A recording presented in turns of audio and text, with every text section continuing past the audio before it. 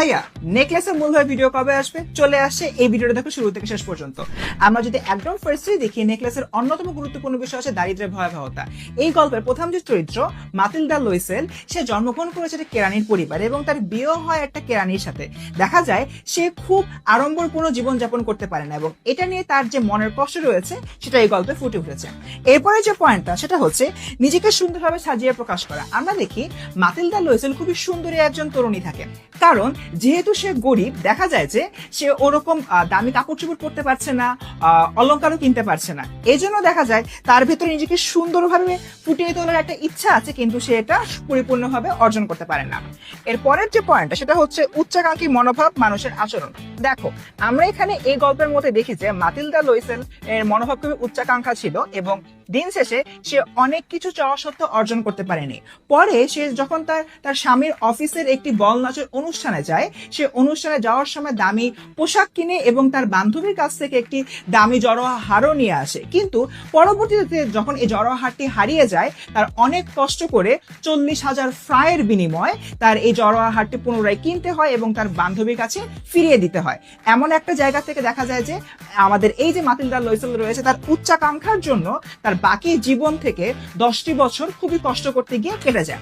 তারপরের যে পয়েন্ট সেটা হচ্ছে ভাগ্যকে মেনে নেওয়া। যখন মাতিলদা লুইসেল দেখলো দিন শেষে সে আসলে এই গরিবের যে একটা ভাগ্য রয়েছে, সে ভাগ্যটা তাকে মেনে নিতে হয়েছে এবং সেরকম একটা জায়গা থেকে মাতিলদা লুইসেল খুবই কষ্ট করে এবং সে তার বান্ধবীর হার ফিরিয়ে দেওয়ার জন্য যে লোন করেছিল সে লোনটি পরিশোধ করে এবং লোন পরিশোধ করার পাশাপাশি দেখা যায় যে সে হলো কি নিজেও কিছু সঞ্চয় করতে সক্ষম হয়েছিল। তারপরের যে পয়েন্টটা সেটা হলো দায়িত্বশীল, পরিশ্রমী ও ত্যাগী হিসেবে মানুষের গড়ে ওঠার প্রক্রিয়া। আমরা কিন্তু দেখেছি মাতিলদা লুইসেল তার জায়গা থেকে অনেক পরিশ্রম করেছে।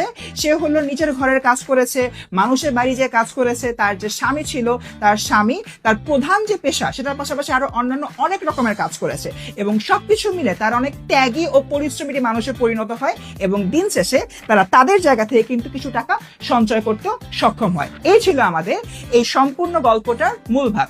এখন আমরা দেখব এই গল্প থেকে কিভাবে সিকিউ আসতে পারে। একটা আমরা সিকিউ ধরে নিই, রুবিনা খুবই কষ্ট করে পড়াশোনা করছে, তার পরিবারের অবস্থা খুব একটা ভালো না, কিন্তু দিন শেষে রুবিনার এগুলো নিয়ে কোনো আক্ষেপ নেই।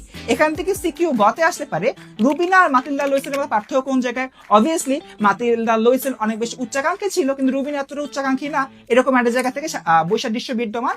আর এখানে ঘতে প্রশ্ন আসতে পারে রুবিনার কোন বৈশিষ্ট্যটি মাতিলদা লুইসেল থাকলে মাতিলদা লুইসেলের পরিণতি এমন হতো না। সেটা হচ্ছে সহজ সরল জীবন মেনে নেওয়ার যে বৈশিষ্ট্য সেটা।